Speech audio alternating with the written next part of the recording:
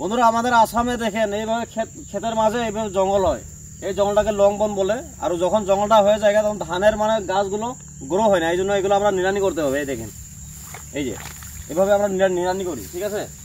আর যখন নিড়ানি করা হয়, হ্যাঁ, এই জঙ্গলটা যদি সাফ করা না হয় তো আমাদের ধানগুলো হবে না। তো যাই হোক, আমাদের আসামে দিছো ক্ষেতের কাজ করতেছি, সবাই দোয়া করবেন। দেখেন ক্ষেতের মাঝে কিভাবে জঙ্গল হয়েছে, আর এই জঙ্গল যদি আমরা এই সাফা না করি ধান হবে না। দেখেন কি সুন্দরভাবে ধান হয়েছে, কিন্তু জঙ্গলের জন্য। এই যে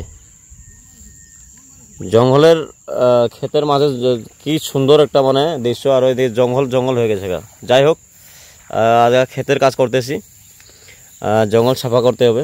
আমাদের আসামের দৃশ্য, আর আমাদের আসামে যখন এইভাবে নিড়ানি করা হয়, এটা নিড়ানি বলে নয়, কিন্তু কি বলি কয়, নিড়ানি বলি কয়, সাফা।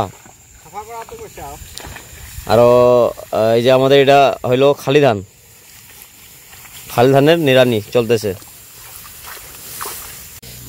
ওটা কাম করে বলাইব আর সাফা করে বলাইব, এনেকে সাফা নকরলে নহব। আর সম্পূর্ণ নিড়ানি চলতেছে আমাদের আসামের দৃশ্য। আরো দেখেন আমাদের আসামের পরিবেশটা দেখেন। আরো অনেক মানুষে বলে যে আমাদের আসামে ধান ক্ষেত করে না, এই যে দেখেন ধান ক্ষেতের কিভাবে নিড়ানি চলতেছে, এই দেখেন।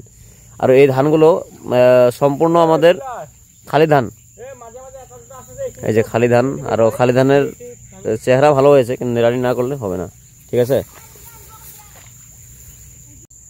এই যে আমাদের দিলদার দেখেন সব কাজ করে, স্কুলে যায়, এই যে পড়ালেখার সঙ্গে সঙ্গে দেখেন নিড়ানি কাজ শিখাতেছে। দেখেন দেখা যায় ডিলটা ডাঙি দিয়া এসো জঙ্গল দেখিছে কিমানখিনি কাম কৰি আছে, হয় চাওক, কামো কৰিব লাগিব আৰু পঢ়া শুনাৰ লগত আহিছে। আমাৰ আজি স্কুল বন্ধ আছে দিলদাৰৰ, কিন্তু পথাৰত নিড়ানি কৰি আছে, হয়। Best of luck.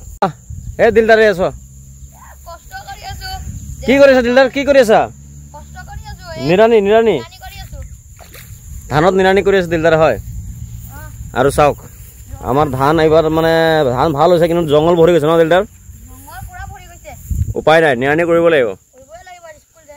আজি স্কুল বন্ধ আছে আৰু এনেকৈ কামো কৰিব লাগিব। সকলোকে নজৰ ৰাখিব দেই।